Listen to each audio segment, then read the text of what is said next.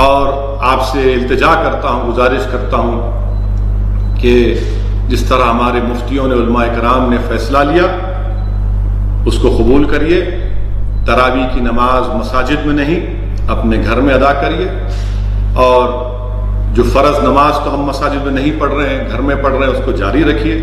پورے ملک میں lock down ہے، اس وائرس کو روکنے کے لیے یہ اقدامات کیے جا رہے ہیں۔ دعا بھی کریے اللہ کی بارگاہ میں، یہ ماہ مبارک میں اللہ سبحانہ و تعالی ہماری دعاؤں کو قبول فرما لے۔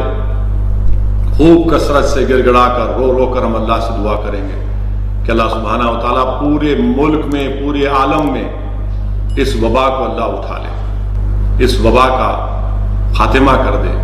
اور ایک اہم بات میں آپ کے سامنے ذکر کرنا چاہوں گا، وہ یہ ہے کہ جو کووڈ سے جن کو چھٹکارا ملا الحمدللہ، جو اس بیماری سے نکل چکے ہیں، میری آپ سے گزارش ہے کہ گورنمنٹ آف انڈیا نے ایک فیصلہ لیا، ہیلتھ منسٹر کا سٹیٹمنٹ ہے ہرش وردھن صاحب کا، کہ جو نیگیٹو ہے یا جو اسپتال سے صحت یاب ہو کر نکلے ہیں، ریڈ کراس سوسائٹی کے پاس جا کر اپنا خون دیجیے۔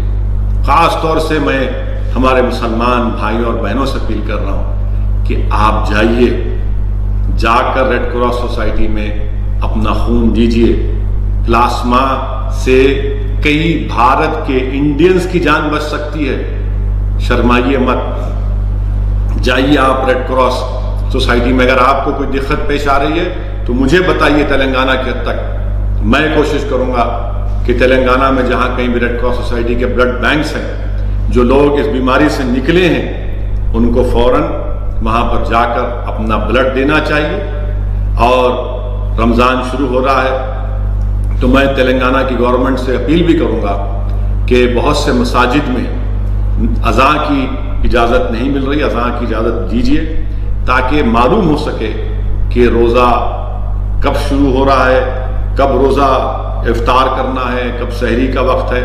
اور ہم امید کرتے ہیں کہ تلنگانہ کے چیف منسٹر اس آرڈر کو جاری کریں گے، اور یقیناً مساجد میں جب سے لاک ڈاؤن شروع ہوا ہے صرف 3، 4 یا 5 لوگ نمازیں پڑھ رہے ہیں، جمعے میں 5 لوگ ہیں۔ اسی طرح اس طریقے سے اسی عمل کو ہم کو جاری اور ساری رکھنا پڑے گا۔ اور جو پازیٹیو تھے اب انشاءاللہ نیگیٹو ہیں، آپ سے اپیل ہے کہ ریڈ کراس کے بلڈ بینکس میں جا کر آپ اپنا خون دیجیے۔ رمضان کے مبارک مہینے میں آپ لینا چاہتے ہیں تو روزہ کھولنے کے بعد بھی آپ جا سکتے ہیں، یہ ہم انسان کو بچائیں گے، آپ کے اینٹی باڈیز فائدہ پہنچا سکیں گے، یہ ڈاکٹرز کا فیصلہ ہے۔ اور میں آپ تمام سے اپیل کر رہا ہوں کہ ہم کو ہمت نہیں ہارنا چاہیے، یہ بیماری ہے، یہ بیماری ہماری دشمن ہے، اور اگر ہم صبر اور پورے اللہ کی ذات پر توکل کر کے ہمت سے اس کا مقابلہ کرنا ہے، آپ مایوس مت ہوئیے انشاءاللہ تعالی۔ اللہ ہر تکلیف کے بعد آسانی دینے والا، اللہ ہر تکلیف کے بعد آسانی دینے والا انشاءاللہ تعالی۔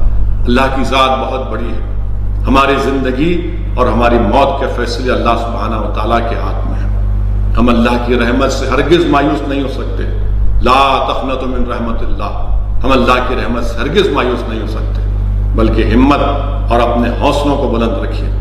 ڈرنے اور گھبرانے کی ضرورت نہیں ہے میرے بھائی، میری ماں اور بہنوں، یقیناً آپ کو تکلیف ہے، پورے دیش میں تکلیف ہے۔ آج میں نے بحیثیت ایک مجلسی کے میں نے اپنے دھولیا کے صدر حاجی کلیم شاہ کو ہم نے کھو دیا، بے لوث کام کرنے والا، بے نفس ہو کر عوام کی خدمت کرنے والا دھولیا کی سرزمین کا میرے لیے ایک پرسنل لاس ہے۔ میں اللہ سے دعا کرتا ہوں کہ اللہ سبحانہ و تعالیٰ اس کی مغفرت فرمائے، ان کے ہمارے ملے صاحب جو اپنے سگے بھائی کو کھوئے، اللہ ان کو صبر دے، اور جو اس دنیا سے جا چکے ہیں اللہ ان کے تمام افراد خاندان کو اللہ صبر دے۔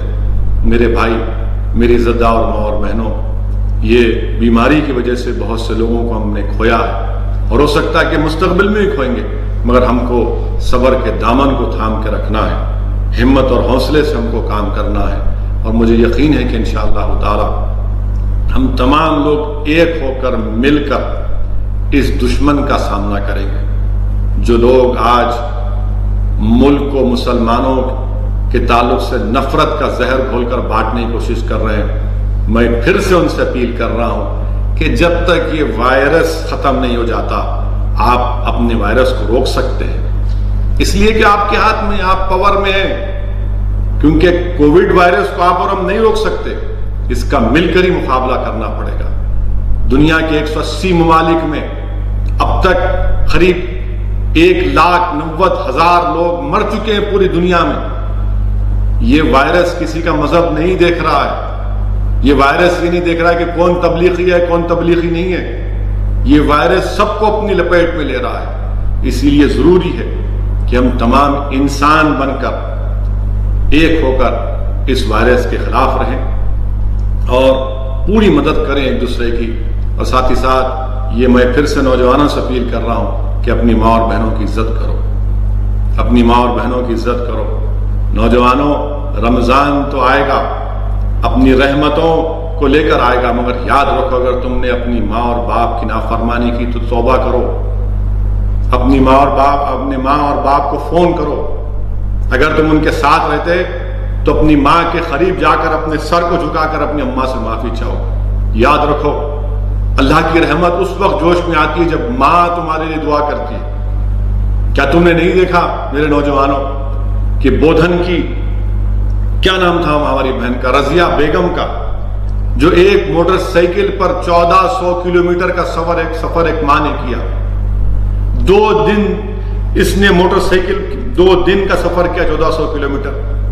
ایک ماں کی محبت دیکھو تم کہ ایک ماں بودھن سے نکل کر نیلور جاتی ہے، پیر کے دن منڈے کو نکلتی اور وینسڈے شام تک بودھن کو پہنچ جاتی ہے. سوچو یہ ماں کی کتنی بڑی محبت ہے.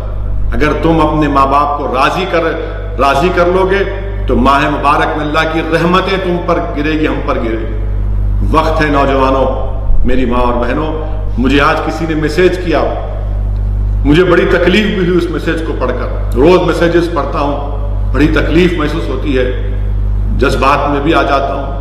میرے پاس ان کی تکلیف کا جواب دینے کے لیے کیا جواب دے سکے. شخص نے آج مجھے میسیج دے کر کہا کہ اسد صاحب میں پچھلے 15 سال سے رمضان کی پہلی سحری اپنی اماں کے ساتھ کرتا ہوں. میری ماں محبوب نگر میں ہے، مجھے پرمیشن دلائیے، محبوب نگر جانا چاہتا ہوں. میرے بھائی تجھے لاکھوں سلام.